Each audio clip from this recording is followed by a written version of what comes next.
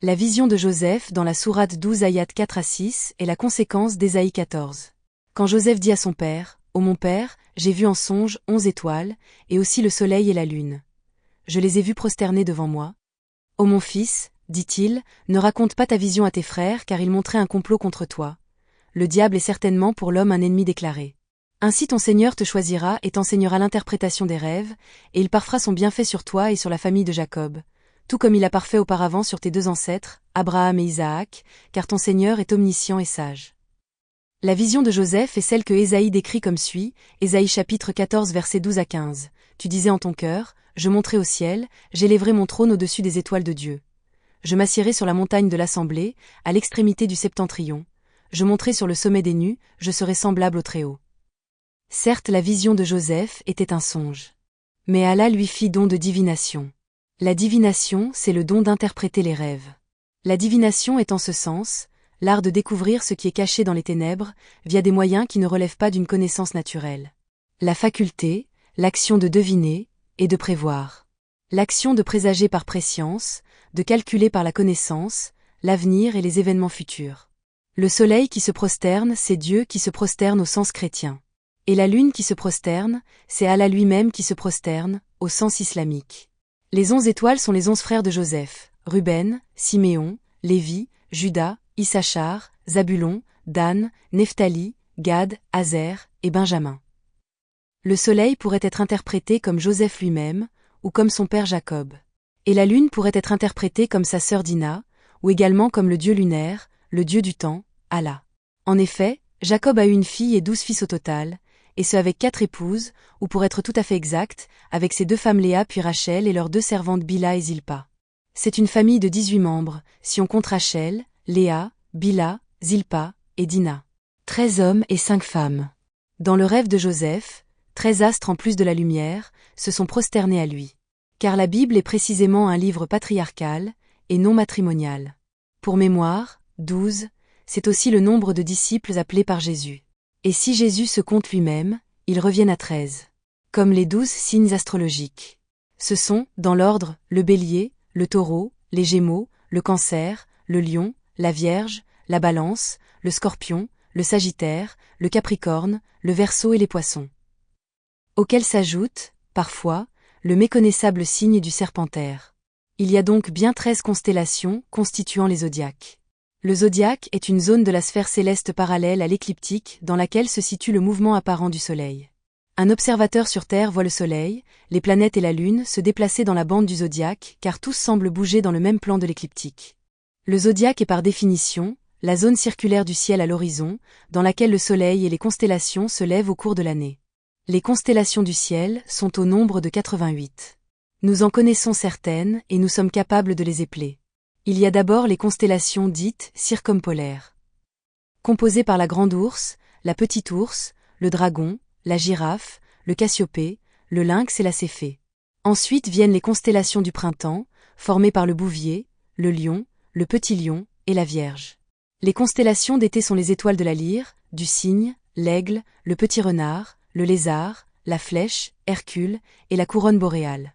Les constellations d'automne sont Pégase, Andromède, Persée, le triangle et le bélier.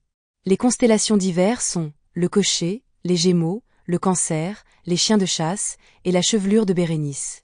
Il y en a des myriades d'autres, tout autant que nous comptons plus d'2 billions de galaxies dans notre univers. Genèse chapitre 37 versets 5 à 11. Joseph eut un songe, et il le raconta à ses frères, qui le haïrent encore davantage. Il leur dit, « Écoutez donc ce songe que j'ai eu. Nous étions à lier des gerbes au milieu des champs. Et voici, ma gerbe se leva et se tint debout, et vos gerbes l'entourèrent et se prosternèrent devant elle. Ses frères lui dirent, « Est-ce que tu régneras sur nous? Est-ce que tu nous gouverneras ?» Et ils le haïrent encore davantage, à cause de ses songes et à cause de ses paroles. Il eut encore un autre songe, et il le raconta à ses frères. Il dit, « J'ai eu encore un songe. Et voici, le soleil, la lune et 11 étoiles se prosternaient devant moi. » Il le raconta à son père et à ses frères.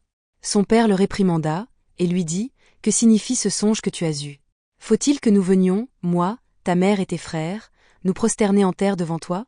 Ses frères eurent de l'envie contre lui, mais son père garda le souvenir de ces choses. Genèse 37, versets 18 à 25. Ils le virent de loin. Et, avant qu'il fût près d'eux, ils complotèrent de le faire mourir. Ils se dirent l'un à l'autre, voici le faiseur de songes qui arrive. Venez maintenant, tuons-le, et jetons-le dans une des citernes. Nous dirons qu'une bête féroce l'a dévoré, et nous verrons ce que deviendront ses songes. Ruben entendit cela, et il le délivra de leurs mains. Il dit, ne lui ôtons pas la vie. Ruben leur dit, ne répandez point de sang, jetez-le dans cette citerne qui est au désert, et ne mettez pas la main sur lui. Il avait dessein de le délivrer de leurs mains pour le faire retourner vers son père. Lorsque Joseph fut arrivé auprès de ses frères, ils le dépouillèrent de sa tunique, de la tunique de plusieurs couleurs, qu'il avait sur lui. Ils le prirent, et le jetèrent dans la citerne. Cette citerne était vide, il n'y avait point d'eau. Ils s'assirent ensuite pour manger. Ayant levé les yeux, ils virent une caravane d'Ismaélites venant de Galade. Leurs chameaux étaient chargés d'aromates, de baume et de myrrhe, qu'ils transportaient en Égypte. Ésaïe chapitre 14 versets 12 à 15. Te voilà tombé du ciel, astre brillant, fils de l'aurore. Tu es abattu à terre, toi, le vainqueur des nations. Tu disais en ton cœur, je monterai au ciel, j'élèverai mon trône au-dessus des étoiles de Dieu. Je m'assiérai sur la montagne de l'assemblée, à l'extrémité du septentrion.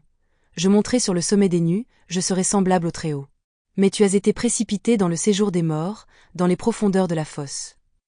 Genèse chapitre 37 versets 26 à 36. Alors Juda dit à ses frères, que gagnerons-nous à tuer notre frère et à cacher son sang?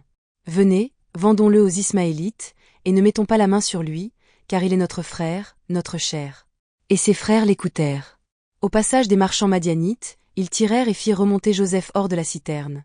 Et ils le vendirent pour 20 sicles d'argent aux Ismaélites, qui l'emmenèrent en Égypte. Ruben revint à la citerne, et voici, Joseph n'était plus dans la citerne. Il déchira ses vêtements, retourna vers ses frères, et dit, l'enfant n'y est plus. Et moi, où irai-je? Ils prirent alors la tunique de Joseph, et, ayant tué un bouc, ils plongèrent la tunique dans le sang. Ils envoyèrent à leur père la tunique de plusieurs couleurs, en lui faisant dire, voici ce que nous avons trouvé. Reconnais si c'est la tunique de ton fils, ou non. Jacob l'a reconnue, et dit, c'est la tunique de mon fils. Une bête féroce l'a dévoré. Joseph a été mis en pièces. Et il déchira ses vêtements, il mit un sac sur ses reins, et il porta longtemps le deuil de son fils. Tous ses fils et toutes ses filles vinrent pour le consoler, mais il ne voulut recevoir aucune consolation. Il disait, c'est en pleurant que je descendrai vers mon fils au séjour des morts. Et il pleurait son fils. Les Madianites le vendirent en Égypte à Potiphar, officier de Pharaon, chef des gardes. Ésaïe chapitre 14 versets 16 à 22. Ceux qui te voient fixent sur toi leur regard, ils te considèrent attentivement. Est-ce là cet homme qui faisait trembler la terre, qui ébranlait les royaumes, qui réduisait le monde en désert, qui ravageait les villes, et ne relâchait point ses prisonniers? Tous les rois des nations, oui, tous, reposent avec honneur, chacun dans son tombeau. Mais toi, tu as été jeté loin de ton sépulcre, comme un rameau qu'on dédaigne. Comme une dépouille de gens tués à coups d'épée, et précipités sur les pierres d'une fosse. Comme un cadavre foulé aux pieds.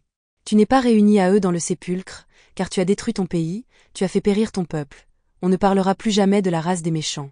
Préparez le massacre des fils, à cause de l'iniquité de leur père. Qu'ils ne se relèvent pas pour conquérir la terre, et remplir le monde d'ennemis. Je me lèverai contre eux, dit l'Éternel des armées. J'anéantirai le nom et la trace de Babylone, ses descendants et sa postérité, dit l'Éternel. J'en ferai le gîte du hérisson et un marécage, et je la balayerai avec le balai de la destruction, dit l'Éternel des armées. Le nombre 12 est un nombre apprécié de Dieu. C'est ainsi que Jésus de Nazareth convoqua 12 apôtres, Pierre, André, Jacques dit le Majeur, Jean, Philippe, Barthélemy, Thomas, Matthieu, Jacques, Jude appelé aussi Thaddée, Simon surnommé le Zélote et Judas l'Iscariote. Ce nombre 12 correspondait au nombre des tribus d'Israël et symbolisait le peuple de la Nouvelle Alliance. Ainsi que les 12 zodiaques. Sourate 12 ayat 76, nous élevons en rang qui nous voulons. Et au-dessus de tout homme détenant la science, il y a un savant plus docte que lui. Sourate 12 ayat 80, Ruben dit, ne savez-vous pas que votre père a pris de vous un engagement formel au nom d'Allah, et que déjà vous y avez manqué autrefois à propos de Joseph? Je ne quitterai point le territoire, jusqu'à ce que mon père me le permette ou qu'Allah juge en faveur, et il est le meilleur des juges. Sourate 12 ayat 86. Jacob dit, je ne me plains qu'à Allah de mon déchirement et de mon chagrin. Et, je sais de la part d'Allah, ce que vous ne savez pas. Sourate 12 ayat 91. Les frères de Joseph dirent à Joseph, par Allah. Vraiment Allah t'a préféré à nous et nous avons été fautifs. Sourate 12 ayat 100 à 101. Et il éleva ses parents sur le trône, et tous tombèrent devant lui, prosternés. Et il dit, Ô mon père, voilà l'interprétation de mon rêve de jadis. Allah la belle est bien réalisée. Et il m'a certainement fait du bien quand il m'a fait sortir de prison et qu'il vous a fait venir de la campagne, du désert, après que le diable ait suscité la discorde entre mes frères et moi. Mon Seigneur est plein de douceur pour ce qu'il veut. Et c'est lui l'omniscient, le sage. Ô mon Seigneur, tu m'as donné du pouvoir et m'as enseigné l'interprétation des rêves. C'est toi le créateur des cieux et de la terre, tu es mon patron, ici-bas et dans l'au-delà. Fais-moi mourir en parfaite soumission et fais-moi rejoindre les vertueux. Sourate 12 ayat 104, et tu ne leur demandes aucun salaire pour cela. Ce n'est là qu'un rappel adressé à l'univers. Sourate 12 ayat 108, dit, voici ma voix, j'appelle les gens à la religion de Dieu, moi et ceux qui me suivent, nous basant sur une preuve évidente. Gloire à Dieu. Et je ne suis point du nombre des associateurs. Sourate 12 ayat 111, dans leur récit il y a certes une leçon pour les gens doués d'intelligence. Ce n'est point là un récit fabriqué. C'est au contraire la confirmation de ce qui existait avant lui, un exposé détaillé de toutes choses, un guide et une miséricorde pour des gens qui croient. Sourate 12 ayat 105, et dans les cieux et sur la terre, que des signes auprès desquels les gens passent, en s'en détournant. Sourate 50 ayat 43, c'est nous qui donnons la vie et donnons la mort. Et vers nous sera la destination. Le retour des âmes et le salut des âmes. Sourate 50 ayat 3, quoi? Quand nous serons morts et réduits en poussière. Ce serait revenir de loin. Sourate 38 ayat 76, je suis meilleur que lui, dit Iblis, tu m'as créé de feu et tu l'as créé d'argile.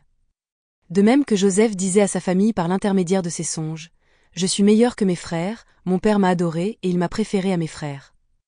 Ce sont là les interprétations du récit de Joseph. Nul n'est convié à croire, comme nul n'est convié à savoir. La sagesse parle d'elle-même. Et nous la bouclons. La boucle du Glock.